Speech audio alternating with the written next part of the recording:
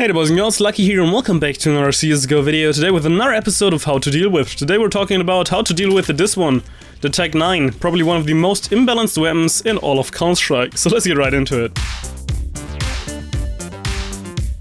Alrighty, so as you might already know, the TEC-9 is exclusive to the terrorist side, so everything I say about the TEC-9 can partly also be transferred over to the 5.7 on the CT side, since they are kinda similar. So to go back to the first episode, this right here was our first friend, the P90, and of course it's very easy to just hold down left click and then just spray the wall and get a good pattern, stuff like that. So very easy again. Now the TEC-9, however, if you're firing very fast with a good trigger finger, can essentially do the same thing.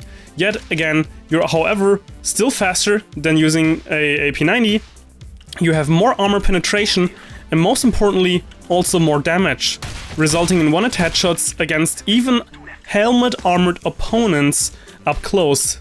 So this is something you always have to take in consideration. So the TEC-9 is essentially the steroid version of the P90, with the only downside you don't have to just hold down left click like that, but you have to spam it like that. So it does take a little bit of a different kind of skill, if you would like to say it in that way. But yeah, the TEC-9 is extremely strong and it has, well, only half the bullets, but that's usually enough to kill someone. So where is the TEC-9 really strong? It can be used on a move, it's pretty much spray and pray, and for the most part it can also be used, again, if we're just hitting up our little accuracy command right here, fairly accurately. So this is pretty decent for a pistol, and keep in mind, when you're using it while running,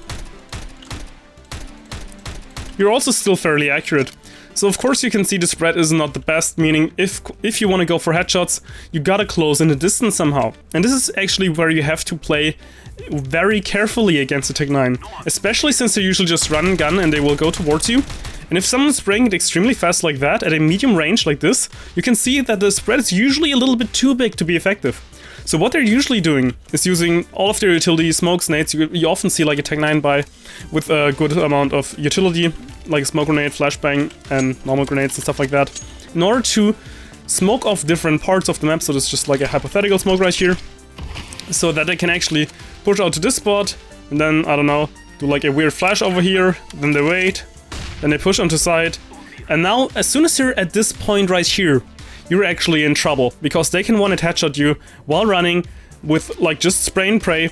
And even if you got something like an AK, it will be a lot harder to go for the first headshot, even though you're more accurate and you can also go fully auto on them, just because you have to stand still to do that. Basically firing like this, while the TEC-9 will just run around you and do this.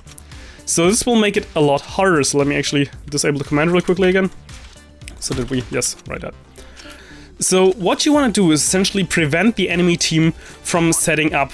And usually you can kind of anticipate, if you keep track of the economy, when they're going to do a TEC-9 rush, for example. Like everyone rush B right here with TEC-9s, maybe even over short, so they might be going towards the middle area, and they're just like using this smoke right here. And then they're using like another smoke, kind of to smoke off connector in there. So now they got pretty much control over the short area, and they can just push on right here, and they probably have like another guy just flashing over there.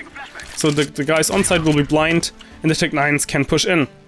And again, this is usually a step you want to prevent. So smoke grenades are extremely useful for that kind of scenario, because even though the TEC-9 can be used while running and gunning, it's still a very big deficit to run through a smoke. So again, if you're just smoking it off, you're essentially giving yourself enough time to set yourself up for a good position and make use of your long-range weapon.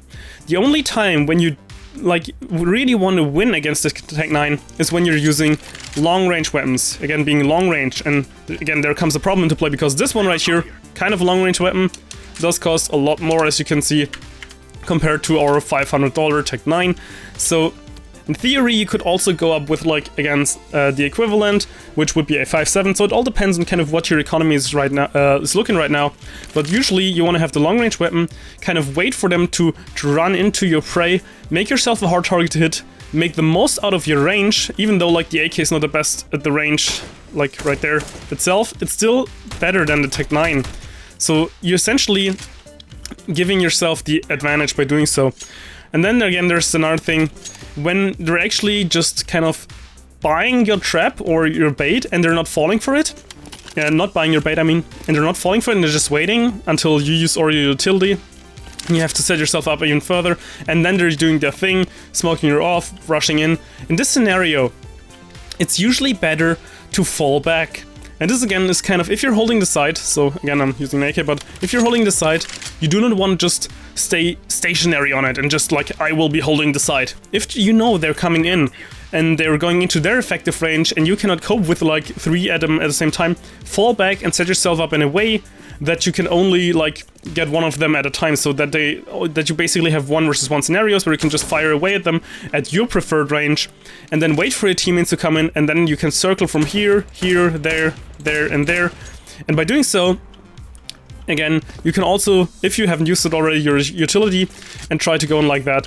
And essentially, that's what it really comes down to. You want to prevent them from actually going into the site. So it's really, again, just from the get-go, anticipation. You want to know, okay, they might have TEC-9s, they might go for a rush, so just hold my distance. I'm not going to play a stupid position like this to try to catch them off guard, because I'm most likely going to die. So you want to really keep your distance away from the one-hit kill potential of the TEC-9, since it's even doing insane amount of damage against armored opponents, even against head armor. So yeah, this was my quick little tips on how to play against the TEC-9. Again, to quickly summarize, keep your distance, try to anticipate what they're actually going to do. You can try to bait them into going to certain spots by using your utility. Most likely they're not going to buy it though, if they're not committed to a complete rush, in which scenario you again actually want to fall back, wait for your team, and then set up different crossfires so that you can try to make use of your effective range, because in a retake scenario, they are of course on site and they're holding it. And for example, right here in Mirage, it's kind of tricky because you got like many short range scenarios, but again, if you're pushing 2 at the same time or just setting up a crossfire, you can still deal with them very easily. And if you still get your utility, you can also then again just like molly them out and make, well, fried terrorists, I guess. But yeah, so I think it's pretty much all for now. I hope you enjoyed the video, and luckySkillFaker out.